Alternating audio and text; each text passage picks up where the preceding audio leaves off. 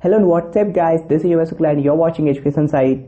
Guys, आज के इस वीडियो में हम बात करने वाले हैं जोसा 2021 के बारे में।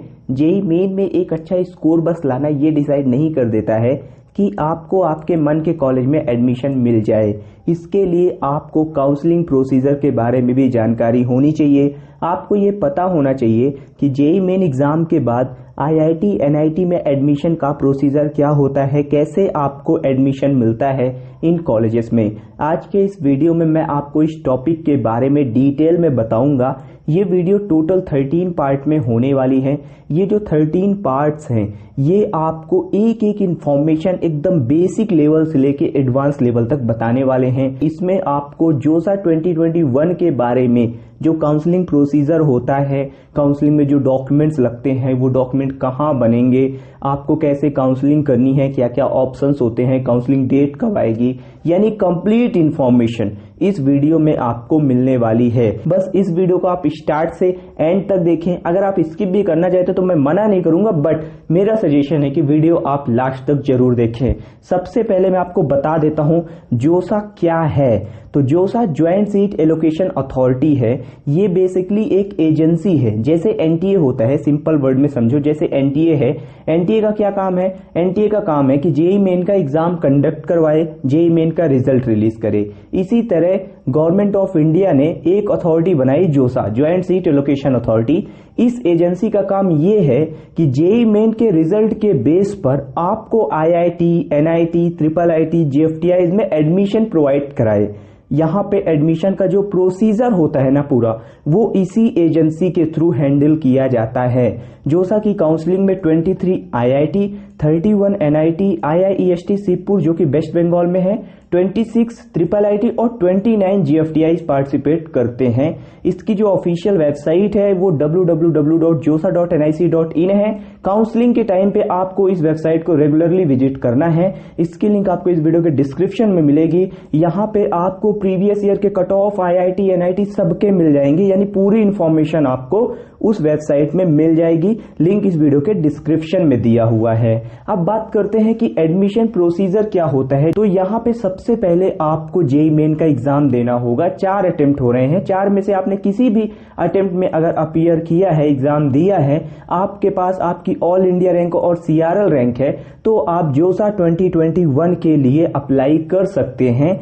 यहाँ पे अगर आप अपने कैटेगरी का कट ऑफ क्लियर नहीं कर पाते, कई बार ऐसा होता है कि कुछ बच्चे अपने कैटेगरी का कट ऑफ क्लियर नहीं कर पाते हैं, जो कि डिफरेंट होता है हर कैटेगरी के हिसाब से, तो भी आप जोसा 2021 में अप्लाई कर सकते हैं। यहाँ पे बच्चे बहुत ज्यादा मिसलीड होते हैं। कई बार ऐसा बताया जाता है कि अगर आप जेईई मेन क्वालिफाइड नहीं है तो आप जोसा के लिए काउंसलिंग नहीं कर सकते हैं। बहुत सारी वेबसाइट है वो भी यही इंफॉर्मेशन देती है, लेकिन ये पूरी तरीके से गलत है। यहाँ पे आप अगर क्वालिफाइड नहीं भी हैं, अपने कैटेगरी का कट ऑफ नहीं भी क्लियर किया है, आपने बस एग्जाम दिया है, आपकी रैंक कुछ भी हो ये मैटर नहीं करता, आप काउंसलिंग के लिए अप्लाई तो कर ही सकते हैं। वहां पे आपको कुछ मिले या ना मिले ये तो आपके रैंक के ऊपर ही डिपेंड करता है। तो अगर आपने जेईई मेन का एग्जाम दिया, उस एग्जाम में अपने कैटेगरी के कट ऑफ को क्लियर किया, तो आप जेईई एडवांस के लिए एलिजिबल हो जाएंगे। जेईई एडवांस के एग्जाम के बाद उसका रिजल्ट आएगा, और जब जेईई एडवांस्ड का रिजल्ट आ जाएगा इसके बाद स्टार्ट होगी काउंसलिंग जोसा 2021 की। और जोसा 2021 काउंसलिंग आप करेंगे, इसके बाद आपको एडमिशन मिल जाएगा। यही सिंपल एडमिशन प्रोसीजर है, यही स्टेप आपको फॉलो करने होते हैं। अब यहाँ पे कौन कौन बच्चे पार्टिसिपेट कर सकते हैं, तो मैंने पहले ही बताया कि अगर आप जेईई मेन एग्जाम दिए हो, आपके पास रैंक है ऑल इंडिया और कैटेगरी, तो आप जोसा में पार्टिसिपेट कर सकते हो। जेईई मेन 2021 वाले बच्चे अप्लाई करेंगे। ऐसा नहीं है कि आप जेईई मेन 2020 में दिए थे और आप काउंसलिंग के लिए अभी अप्लाई करो, ऐसा नहीं होता है। सिर्फ जो 2021 वाले बच्चे हैं वही अप्लाई कर सकते हैं। एंड आपका जो क्लास 12th का एलिजिबिलिटी क्राइटेरिया था पहले कि 75% होना चाहिए एंड 65% होना चाहिए SC ST के लिए, तो ये रिमूव कर दिया गया है। आईआईटी एनआईटी ट्रिपल आईटी सभी के लिए 2020 में भी हटा दिया गया था, 2021 में भी हटा दिया गया है। आपके पास अगर पासिंग सर्टिफिकेट है तो यू कैन अप्लाई फॉर जोसा 2021। एंड जेईई एडवांस 2021 का जो एग्जाम है वो आईआईटी खड़गपुर कंडक्ट करवा रहा है, क्योंकि जब जेईई एडवांस का रिजल्ट आ जाता है ना, इसके बाद ही ये जो काउंसलिंग है ये करवाई जाती है। जैसे ही रिजल्ट आता है उसके 2-3 दिन के अंदर ये काउंसलिंग अपना शुरू कर देते हैं, क्योंकि जेईई एडवांस्ड के रिजल्ट से आईआईटीज में एडमिशन होता है, इसके कारण इसका वेट करना पड़ता है। काउंसलिंग प्रोसीजर की बात करते हैं तो सबसे पहले आपको जोसा की ऑफिशियल साइट josa.nic.in पर जाके जब डेट आ जाएंगी तो रजिस्ट्रेशन करना होगा। रजिस्ट्रेशन एकदम सिंपल होता है, वहां पे आपको कोई डिटेल वगैरह नहीं फिल करनी होती है। रजिस्ट्रेशन के टाइम पे आपको एक सिंपल सा जो उनकी पॉलिसी होती है वो एक्सेप्ट करनी होती है, और वहां पे कुछ डिटेल्स होती हैं बेसिक, जैसे कॉन्टेक्ट डिटेल हो गई, आपका स्टेट ऑफ एलिजिबिलिटी हो गया, ये सब क्या होता है आगे मैं आपको बताऊंगा, तो उन्हें आप चेंज कर सकते हैं। फिर आप चॉइस फिलिंग के पोर्टल में एंटर कर जाएंगे, वहां पे आपको चॉइस फिल करनी है। जो आईआईटी है, एनआईटी है, जो ट्रिपल आईटी है, उन्हें चॉइस फिलिंग करनी है आपको। अगर आप जेईई एडवांस्ड का एग्जाम क्वालिफाई किए हो, अगर आपका शो कर रहा है यू आर क्वालिफाइड, तो आप आईआईटी के लिए चॉइस फिलिंग कर सकते हो। अगर आप जेईई एडवांस्ड 2021 का एग्जाम क्वालिफाइड नहीं हो तो आप वहां पर आईआईटी की चॉइस फिलिंग नहीं कर सकते हो। आपका जो पोर्टल होगा ना जिसमें चॉइस फिलिंग के ऑप्शन आ रहे होंगे, वहां पे आईआईटी शो नहीं कर रहा होगा। इसके बाद आपका मॉक सीट अलॉटमेंट होगा, देन आपको चॉइस लॉक करनी है। अगर आप चॉइस लॉक नहीं करते हो, अगर आप सिंपली छोड़ भी देते हो, तो वो ऑटो लॉक कंसिडर कर दी जाती है। जब डेट हो जाती है तो जोसा उन्हें ऑटो लॉक कर देता है।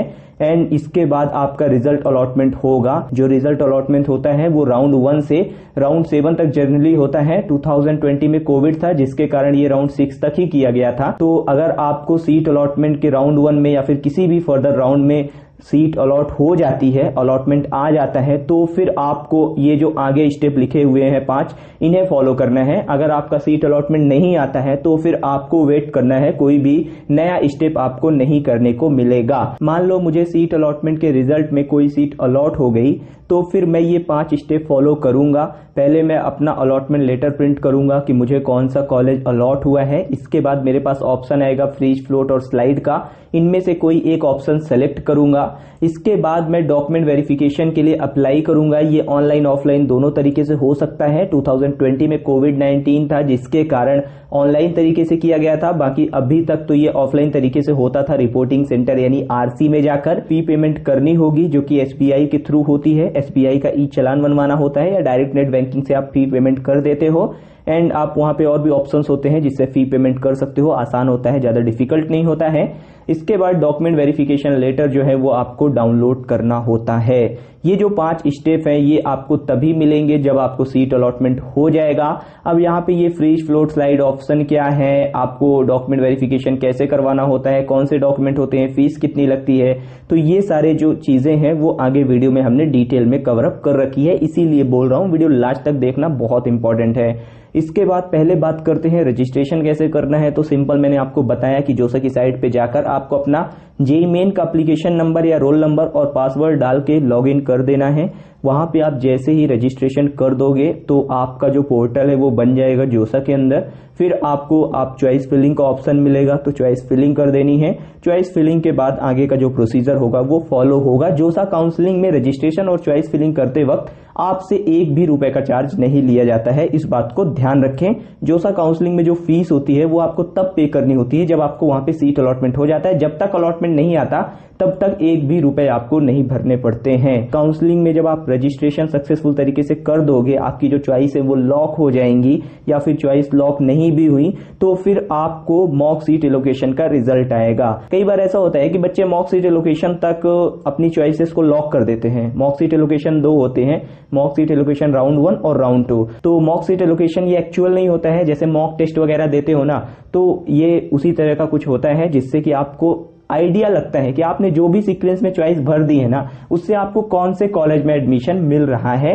ये एक्चुअल सीट एलोकेशन नहीं होता है। और राउंड 1 का जो रिजल्ट होता है ना, वो मॉक सीट एलोकेशन राउंड 2 के रिजल्ट से बहुत ज्यादा मैच करता है, यानी कई बार तो बच्चों को एग्जैक्ट मिल जाता है। ठीक है, जो राउंड 1 का रिजल्ट होता है। मॉक सीट एलोकेशन जो होता है वो रजिस्ट्रेशन और राउंड 1 के बीच में ही होता है, दोनों राउंड का, इसके बाद नहीं होता। इसके बाद फिर मेन एलोकेशन स्टार्ट होता है, मेन राउंड स्टार्ट होते हैं। जो सभी जो काउंसलिंग है वो 7 राउंड में ही होती है। एंड चॉइस फिलिंग अगर आप लॉक नहीं करते तो ऑटो लॉक कंसिडर कर दी जाती है। जब काउंसलिंग प्रोसीजर एंड हो जाएगा ना, तो आपको फाइनल एडमिशन के लिए डेट मिलेगी, उसमें आपको कॉलेज में रिपोर्ट करके अपना एडमिशन कंफर्म करा लेना है जिस भी कॉलेज में अलॉटमेंट आया है। अब बात करते हैं कि रिपोर्टिंग क्या है, ऑनलाइन और इंस्टीट्यूट रिपोर्टिंग क्या है। तो देखो, जब कोविड-19 नहीं आया था तो हर एक चीज ऑफलाइन हो रही थी, तो जो रिपोर्टिंग थी ना वो आरसी में जाके करना होता था। आरसी में क्या होता था कि रिपोर्टिंग सेंटर होते थे ये, और ये जो आरसी होते थे ये जो आसपास के एनआईटी है, ट्रिपल आईटी है, वहां पे बनाए जाते थे। कुछ स्टेट कॉलेज है वहां पे भी आरसी बनाए जाते थे, और आईआईटी के लिए अलग होते थे। एनआईटी प्लस सिस्टम मतलब एनआईटी, ट्रिपल आईटी और जीएफटीआई के लिए जो रिपोर्टिंग सेंटर होता था वो अलग होता था। जिन बच्चों को इन कॉलेजेस में एडमिशन मिला वो अलग रिपोर्टिंग सेंटर पे रिपोर्ट करेंगे। जिन बच्चों को आईआईटी में मिला है ना उनके लिए अलग से रिपोर्टिंग सेंटर बनाए जाते थे। लेकिन जो ऑनलाइन रिपोर्टिंग है ना उसमें आपको कुछ नहीं करना होता है। घर में बैठ के 500 केबी के अंदर हर एक फाइल जो भी लगते हैं, जनरली क्लास 12 का सर्टिफिकेट लगेगा, आपका कास्ट सर्टिफिकेट लगेगा, स्टेट ऑफ एलिजिबिलिटी में आपको क्लास 12 का सर्टिफिकेट लगाना है, यानी कुछ बेसिक डॉक्यूमेंट है जो आगे मैं आपको बताऊंगा, उन्हें सिंपली अपलोड कर देना होता है। अपलोड करने के बाद आपको फी पेमेंट कर देनी होती है। जब आप फी पेमेंट कर देते हो, अपलोड कर देते हो डॉक्यूमेंट, तो आपको वहां से मैसेज आ जाता है कि आपकी वेरिफिकेशन का क्या स्टेटस है, डॉक्यूमेंट वेरीफाई हुए हैं या नहीं हुए हैं। अब बात करते हैं बहुत इंपॉर्टेंट टॉपिक, फ्रीज, फ्लोट और स्लाइड ऑप्शन क्या होता है। बहुत ज्यादा इंपॉर्टेंट है, इसको अगर आप मिस करते हो तो आप काउंसलिंग प्रोसीजर में बहुत बड़ी गलती कर सकते हो। फ्रीज का ऑप्शन क्या होता है, फ्रीज से ही समझ में आ रहा हो जम जाना। फ्रीज का ऑप्शन बेसिकली आपको ये बताता है, यहां पे मैंने लिख भी रखा है, मैं आपको बता देता हूं।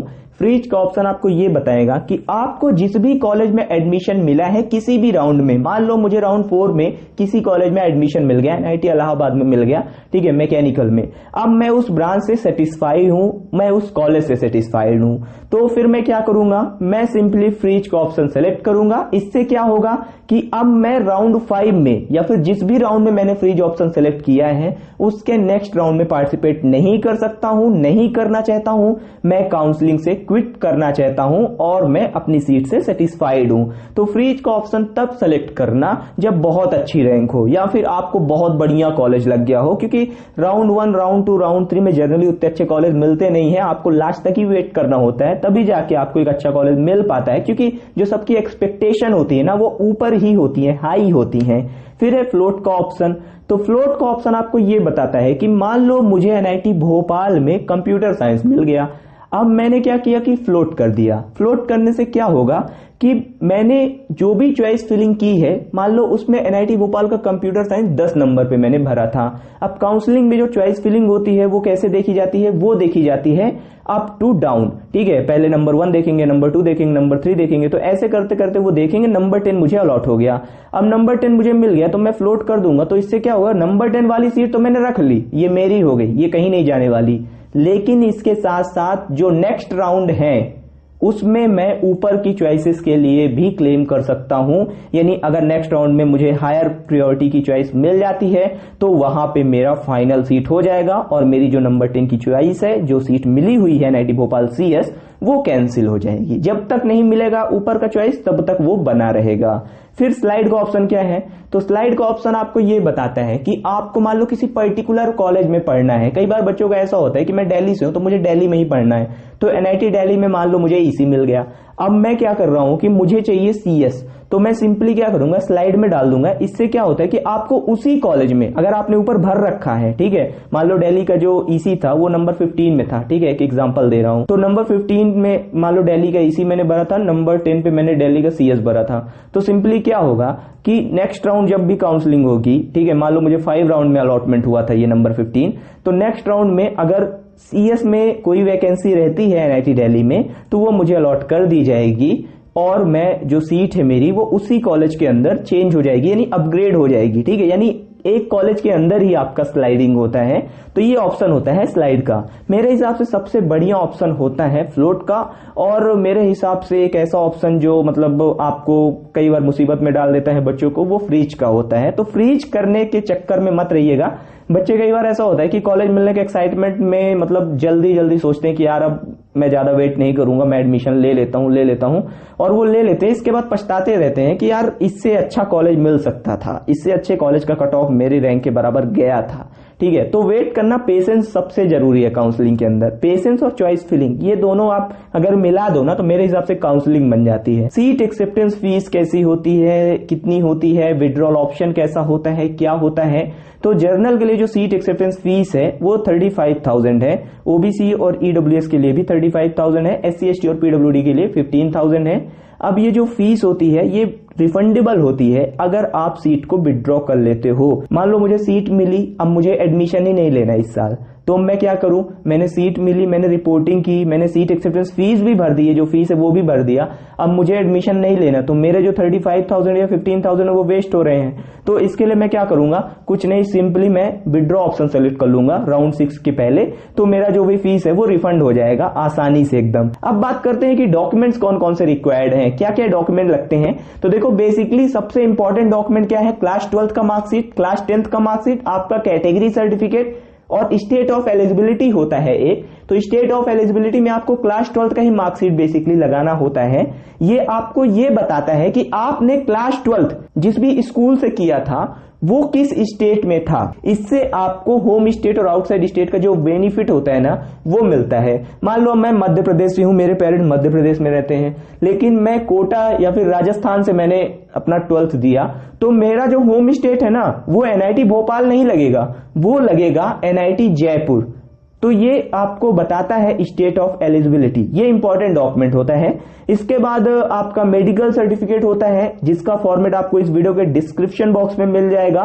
तो ये जो सर्टिफिकेट मैंने अभी आपको बताया ये सबसे ज्यादा इंपॉर्टेंट है, ये आपके पास होने ही चाहिए। बाकी जो एडिशनल सर्टिफिकेट है वो भी आपके काम आएंगे, वो तब काम आएंगे जब आपका एडमिशन हो रहा होगा, जैसे कि आपका ट्रांसफर सर्टिफिकेट हो गया, माइग्रेशन हो गया, कैरेक्टर सर्टिफिकेट हो गया, आपके पेरेंट्स का इनकम सर्टिफिकेट हो गया। तो ये सब तब काम आता है जब आपका एडमिशन होता है, फाइनल एडमिशन होता है, जो कि काउंसलिंग के बाद होता है। जब काउंसलिंग के 7 राउंड खत्म हो जाते हैं इसके बाद आपका एडमिशन का प्रोसीजर स्टार्ट होता है, फाइनल एडमिशन, जो कि कॉलेज में जाकर रिपोर्ट करके एडमिशन कंफर्म कराना होता है।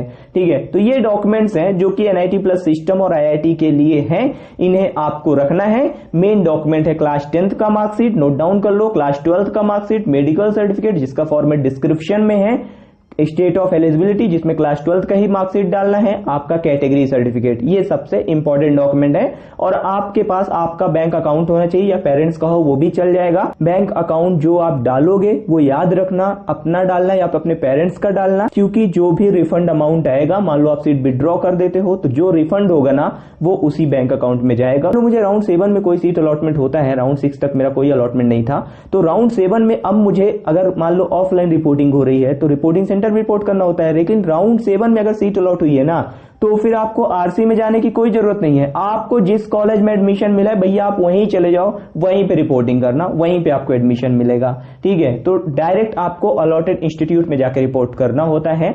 अब अगर मान लो राउंड 7 में भी सीट नहीं मिली तो फिर क्या करें। तो जिन बच्चों को राउंड 7 में सीट नहीं मिल पाती है उनके लिए एक आखिरी उम्मीद की किरण होती है, जो कि एनआईटी प्लस सिस्टम के लिए होती है, ये आईआईटी के लिए नहीं होती है। एनआईटी प्लस सिस्टम में बोल रहा हूं, इसका मतलब समझ लो एनआईटी, ट्रिपल आईटी और जीएफटीआई और आईआईएसटी सेपुर, इसमें आईआईटी इंक्लूड नहीं किए जाते हैं। तो ये जो आखिरी उम्मीद की किरण है ये है CSAB 2021। ये भी एक एजेंसी ही है, जैसे जोसा काउंसलिंग करती है वैसे ये भी काउंसलिंग करता है, लेकिन ये तब काउंसलिंग करता है जब जोसा में काउंसलिंग हो जाए और सीट वैकेंट रहे एनआईटी प्लस सिस्टम में। मान लो किसी कॉलेज में 500 सीट है, उसमें सिर्फ 400 सीट ही भरी, जनरली ऐसा ही होता है, जो सा काउंसलिंग में सीट वैकेंट रह जाती है काफी ज्यादा, तो उन सीट्स को फुलफिल करने के लिए काउंसलिंग होती है सेंट्रल सीट एलोकेशन बोर्ड। और इस काउंसलिंग का जो कट ऑफ होता है ना वो जोसा के कंपैरिजन में बहुत नीचे आ जाता है। यानी अगर रैंक कम है ना और एक अच्छा कॉलेज चाहिए तो फिर पेशेंस रखो, इंतजार करो इस काउंसलिंग का, CSAB 2021। इस काउंसलिंग से आपको बहुत बढ़िया कॉलेजेस में एडमिशन मिल सकता है। बस अगर आपकी रैंक कम है तो इसका वेट करो। इसमें 31 एनआईटी, आईआईएसटी सेपुर, 26 ट्रिपल आईटी और 29 जीएफटीआई पार्टिसिपेट करते हैं। इनकी भी वेबसाइट है भैया csab.nic.in, तो यहां पे आप जाके और भी जानकारी पढ़ सकते हो, इनके कट ऑफ देख सकते हो, जोसा के कट ऑफ देख सकते हो जोसा की वेबसाइट में जाकर, और उन्हें कंपेयर करना खुद से पता चल जाएगा। ठीक है, ये स्पेशल राउंड कहलाता है। स्पेशल राउंड मतलब समझ लो स्पॉट राउंड, इसमें कट ऑफ बहुत ज्यादा गिर जाती है और एक अच्छे कॉलेज में एडमिशन मिलने के चांस चांस जो है तो वो बढ़ जाते हैं। तो पेशेंस रखते हुए आप लोगों ने वीडियो को लास्ट तक देखा, ये बहुत बड़ी बात है। और मैं इस बात की गारंटी भी ले सकता हूं कि अगर आपने मुझे सुना होगा ढंग से तो आपको काउंसलिंग से रिलेटेड अब डाउट नहीं रहा होगा, क्योंकि मैंने एक ही बात को 2-2, 3-3 बार तक बताया है। पीपीटी है ये मैंने खुद से प्रिपेयर की है, मैं लगभग 3 साल से जोसा के लिए पीपीटी बना रहा हूं। तो ये जो पीपीटी है ये बहुत ज्यादा इंपॉर्टेंट है। हमारा टेलीग्राम चैनल भी है आप लोगों की कृपा से, तो उसे आप ज्वाइन कर सकते हैं। वहां पर आपको ये जो पीपीटी है वो उपलब्ध हो जाएगी, यानी मिल जाएगी, और उसे डाउनलोड करके रख लेना, पढ़ भी लेने का बार बहुत ज्यादा काम आएगी। काउंसलिंग में गलती करते हैं, जिंदगी भर पछताते हैं, तो ऐसी मिस्टेक मत करना।